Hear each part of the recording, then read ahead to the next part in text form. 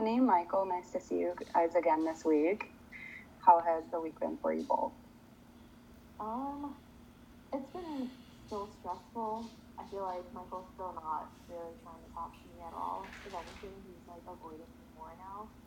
And I thought we made progress last time because he started changing, I guess. But then it kind of just stopped, and now he's just been hiding from me. It feels like.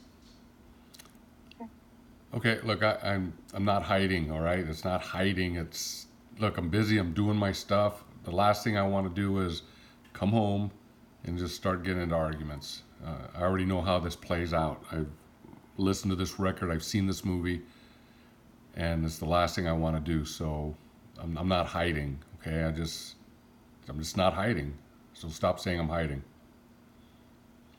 See, I feel like he goes to work all day and then he doesn't talk to me, he doesn't call me, he doesn't text me because he says he's busy. And then he comes home, he goes straight into the living room. He's like eating, watching TV, and like just doesn't want to say hi or even talk to me at all.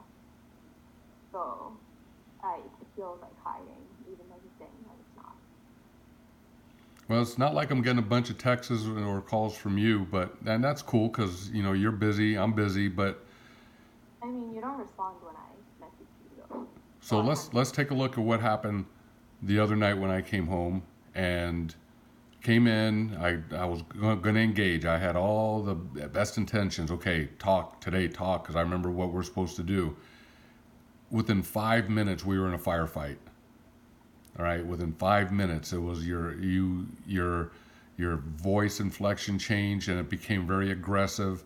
And next thing you know, I'm in the corner just taking body blows, and and that is the last thing that I need at the end of a hard day. So I'm not hiding, but you want me to share, you want me to talk, but when I do, man, it just seems like it just doesn't pay.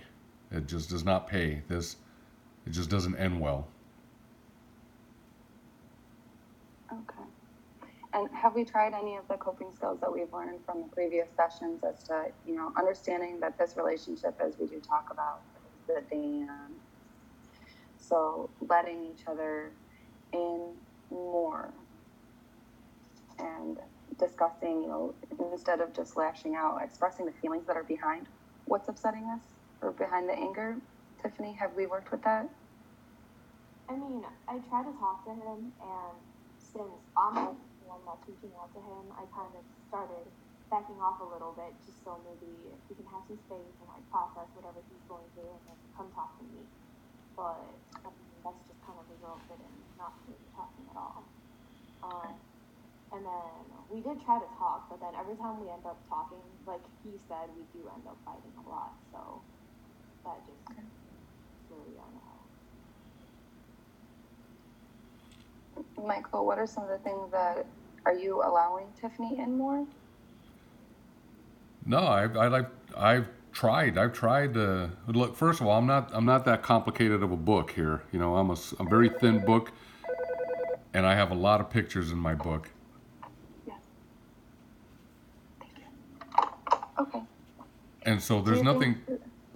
there's nothing complicated about me. So I don't know why things have to go from 0 to 60 so quickly. So I don't want to let.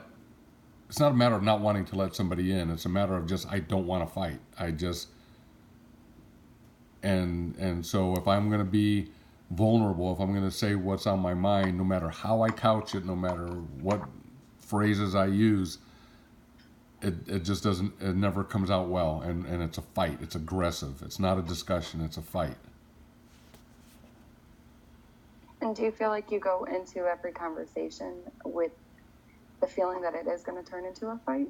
Yeah, that's always in the back of my mind. If it's something any more anything deeper than hey, how's it going? What's for dinner? Where do you want to go? Then I'm ready. I'm ready for some kind of conflict. And even now, it seems like asking what we want to do for dinner can lead to a conflict. So I don't even want to ask that. Do you feel that maybe if you were to be less defensive, there wouldn't be so much friction? Well, I feel I started off in that place, being just kind of open. I just how I feel, anyways. And but yeah, now I'm just kind of like I said, I'm in the corner in the boxing ring, and I'm just kind of covering up and absorbing these body blows the best I can. Now trying to get out of it without too much damage, and that's that's a terrible place to be in a relationship. And I shouldn't be getting tense when I'm coming home. I understand. Let's try and see if there's ways that we can make you a little less on edge when you come home so that you wouldn't be on the defense to already have a fight in mind. What are some of the things that you would want from Tiffany to help you with that? I think what I need is calmness. I just think there in the course of the discussion, the edge doesn't have to come up. It doesn't go from 0 to 60. Regardless of what we're talking about. I just need some more listening before emotion takes over, and that seems to be very difficult right now. Difficult from what angle? From her angle? From your angle? Well, from where I'm sitting, it seems like it's hard for her to not get angry fast or get emotional fast, and So Tiffany, just taking that time to just process things a little bit further before you um, lash out in ways. I mean, I feel like I have all the time in the world to process everything whenever I come to talk to him about anything. Even if I'm talking in a calm way, he's already like right there, like he's ready to like fight. He's just like, why are you coming at me with this? And it could be something simple, like, do you think I could like change the color, like the color scheme in the living room or something? He's already like, oh, so you hate everything, and he's just ready to fight. Like, even because I don't really come to him to talk about everything anymore, just because he said like basically I needed to leave him alone because I'm always like coming to talk to him about things and everything's wrong. So I mean, I don't think more processing would help, just because then I would be stuck thinking about these things over and over like all day. Okay. I hear where you're coming from. All right. So it seems like, Michael, if we can just work on putting you at ease a little bit more as soon as you walk in, maybe taking 5 minutes to sit in the car, relax, decompress from your day, maybe that will help. When you walk through the door, you won't feel as on edge with Tiffany. Well, it's funny. I do that. But it's not de-stressing from my day. It's preparing for what's coming in when I get in the front door. That's my 5 minutes in the car. My day is what it is. But I'm just kind of stressed out about going inside. And to be fair, that whole changing of the color scheme thing, I wasn't part of that. That was just kind of thrown on me. So uh, yeah. I mean, that's kind of a big deal in the house. Of course, there's the age difference. She's 57, I'm 25, and so that kind of thing kind of comes into play in our relationship. So there's a lot of things going on here. Yeah, there are, but there's nothing that we can't, continue to work on. And maybe instead of preparing to walk in the door,